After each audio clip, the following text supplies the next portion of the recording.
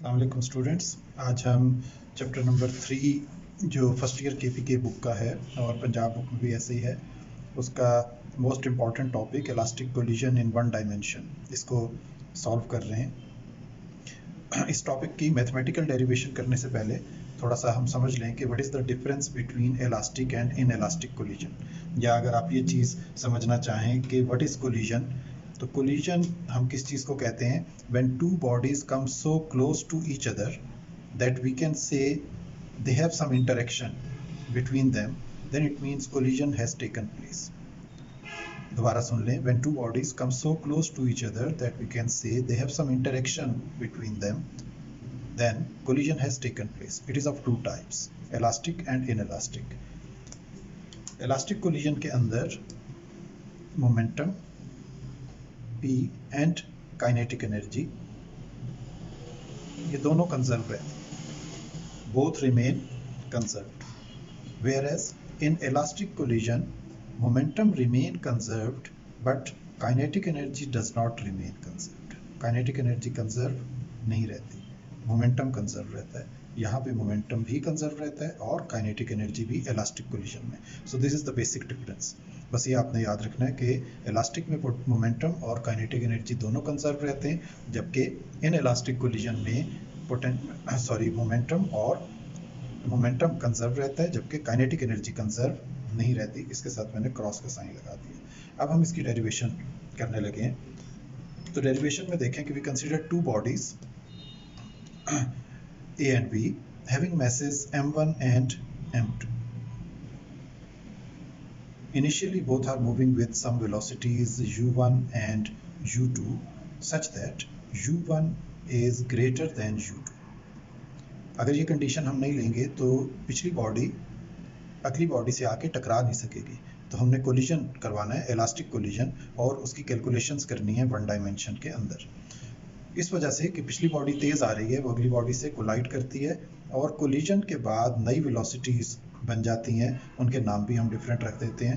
Collision के बाद first body जिसका मैस m1 था उसकी वेलोसिटी v1 हो जाती है, और सेकंड बॉडी जिसका मैस m2 था उसकी वेलोसिटी v2 हो जाती है। अब इसको मैथमेटिकली डिराइव करने का देखें क्या तरीका है। By using law of conservation of momentum,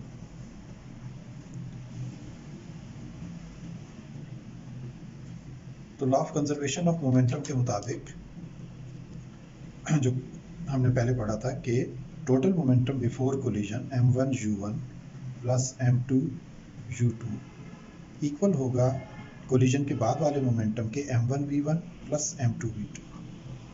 तो इसको हम कह देते हैं इक्वेशन नंबर 1। इसमें आप एक चेंज जो है वो हम ये करते हैं कि m1 मैस वाली जो बॉडीज हैं इनको एक तरफ कर देते हैं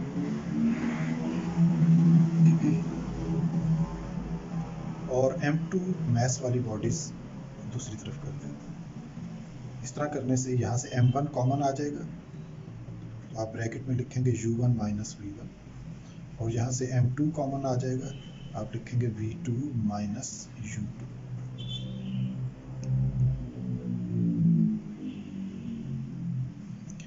इसको हम इक्वेशन नंबर 2 कह देते हैं। Now by using law of conservation of energy,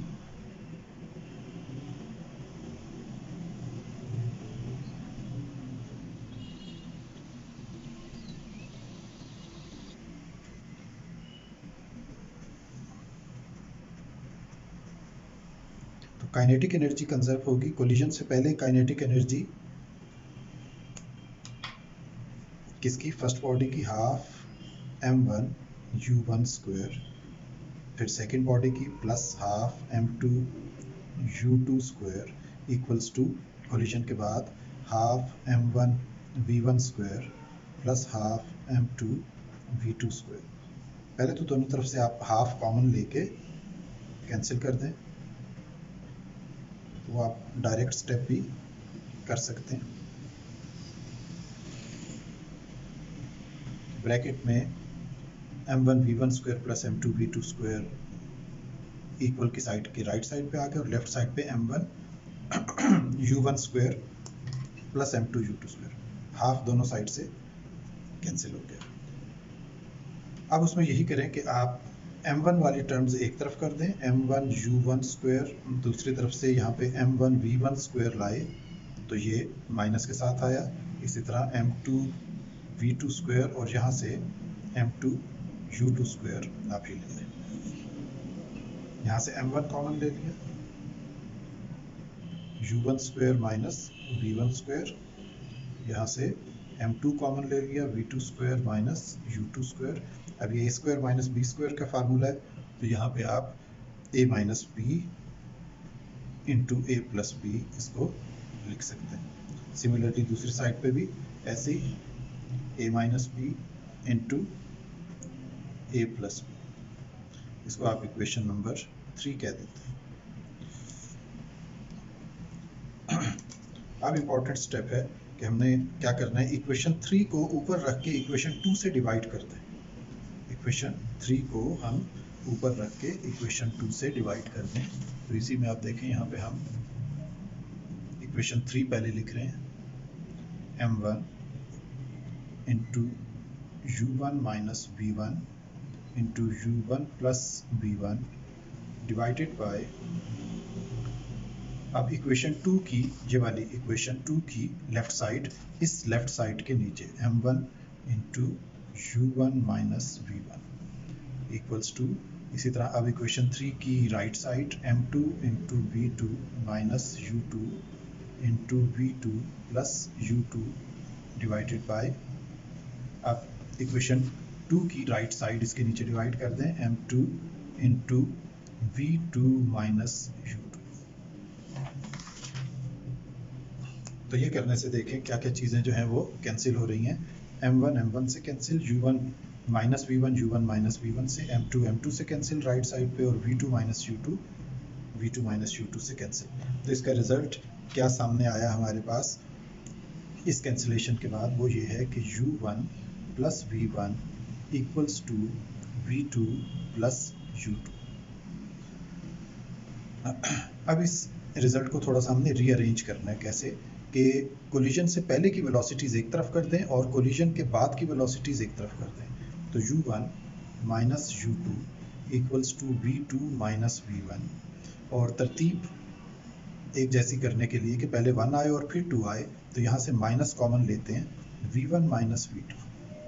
तो इससे एक जो चीज़ हमारे पास सामने आई वो ये कि कोलिजन से पहले दोनों वेलोसिटीज़ का जो डिफरेंस है वो, अगर आप ब्रैकेट इसके भी इर्द गिर्द लगाते हैं तो उसके बाहर प्लस का साइन है, जबकि कोलिजन के बाद जो वेलोसिटीज़ का डिफरेंस है उसी तरतीब से पहले 1 और उसमें से 2 सब्ट्रैक्ट हो रहा है तो वो माइनस में है। तो इसका क्या मतलब हुआ, इसका मतलब ये हुआ, आसानी से हम यूँ समझ लें कि कोलिजन से पहले अगर एक वेलोसिटी 10 थी और दूसरी 6 थी तो इसका आंसर +4 था, जबकि कोलिजन के बाद अगर पहले वाली वेलोसिटी 6 हो गई, दूसरी 10 हो गई, तो 6 माइनस 10 का आंसर -4 है। तो इट मीन्स कि अब आगे जाने वाली बॉडी तेज चल रही है, पीछे आने वाली बॉडी स्लो हो चुकी है, अब दोबारा कभी कोलिजन नहीं होगा।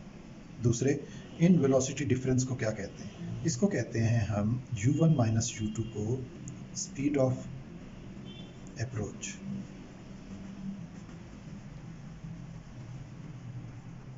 और v1 माइनस v2 जो माइनस के साथ आ रहा है इसको कहते हैं हम स्पीड ऑफ रिसेशन और सेपरेशन। सेपरेशन आसान लफ्ज़ है, स्पीड ऑफ सेपरेशन के अब ये ऐसे स्पीड डिफरेंस पे आ गए हैं कि ये हमेशा के लिए इस डायमेंशन में, क्योंकि ये इलास्टिक कोलिजन इन 1 डायमेंशन है, इस पे ऐसी सेपरेट हुई हैं कि ये दोबारा कभी नहीं मिल सकेंगे, दोबारा कभी कोलिजन नहीं होगा इनका।